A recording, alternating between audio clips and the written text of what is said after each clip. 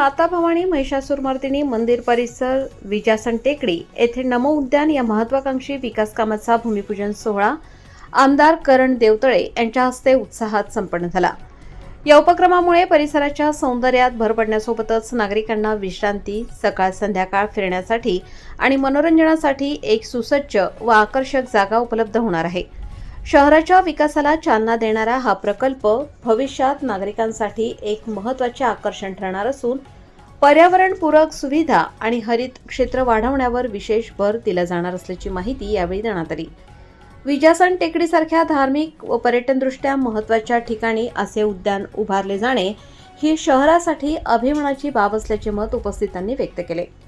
या प्रसंगी नगर परिषद मुख्याधिकारी विशाखा शेळकी, नगराध्यक्ष प्रफुल्ल चटकी, उपनगराध्यक्ष सुधीर सातपुते, शिवसेनेचे लोकसभा संघटक मुकेश चिवतोडे, माजी नगराध्यक्ष अनिल धानोरकर, पाणीपुरवठा सभापती ऋषाली पांढरे, नगरसेवक, नगरसेविका तसेच भारतीय जनता पार्टीचे पदाधिकारी, कार्यकर्ते, नागरिक व संबंधित अधिकारी मोठ्या संख्येने उपस्थित होते।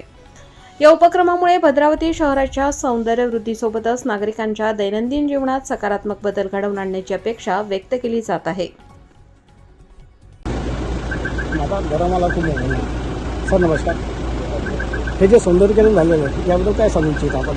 आज भद्रावती शहरामध्ये मोठ्या उत्साहामध्ये आज 23 तारखेला लेंडाळा तलावाचं भूमिपूजन आज पार पडलं। गेल्या 2021 पासून अमृत 2.0 या केंद्र आणि राज्य शासनाच्या या योजनेच्या माध्यमातून आम्ही पाठपुरावा करू मागच्या फेब्रुवारी 2025 मध्ये याला मान्यता मिळाली आणि या तलाव सौंदर्यीकरणासाठी 17 कोटीचा निधी शासनाच्या वतीने देण्यात आला आणि आज एक आपल्या शहरासाठी एक सुंदर स्वच्छ भद्रावती करण्यासाठी हा तलाव निश्चितच आपल्या नागरिकांच्या उपयोगी ठरणारा तलाव आहे। या तलावामध्ये खोलीकरण असेल, लोकांना चालण्यासाठी वॉकिंग ट्रॅक असेल, ग्रीन जिम असेल, वॉल कंपाऊंड, विविध असे सोयी सुविधा नागरिकांसाठी या तलावाच्या भोवती एक, कारण की आपण भद्रावती शहर जर बघितलं तर हे पर्यटन स्थळ असं ओळखलं जाणारं स्थळ आहे आणि आज त्याचप्रमाणे नमो उद्यान या योजनेच्या माध्यमातून आज माता भवानी मंदिर इथे नमो उद्यानच्या माध्यमातून 1 कोटीचा निधी हा राज्य शासनाच्या माध्यमातून देण्यात आला आणि ते एक सौंदर्यीकरण आणि एक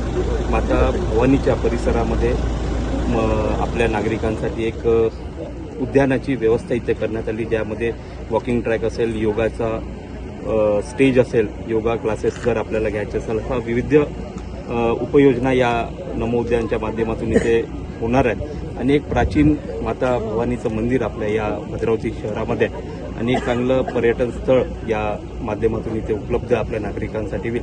मी या भूमिपूजनच्या सोहळ्यानिमित्त समस्त भद्रावती नागरिकांचे मी मनापासून अभिनंदन करतो, त्यांना पुढील वाटचालीसाठी खूप खूप शुभेच्छा देतो। धन्यवाद। आपली भद्रावती नगरीला करण्यासाठी आपलं नगर परिषद असेल नेहमी तत्पर आहे आणि ज्या प्रकारे आपण बघितलं की या लेंडाळा तलावाचं सौंदर्यीकरण करत असताना आपल्या नागरिकांसाठी वॉकिंग ट्रॅक असेल, ग्रीन जिमचे साहित्य असेल, निश्चितच या माध्यमातून आपल्या एक पर्यावरणमुक्त, पर्यावरणाला चांगलं शोभणारं असं तलावाचं सौंदर्यीकरण होईल हा मला विश्वास आहे।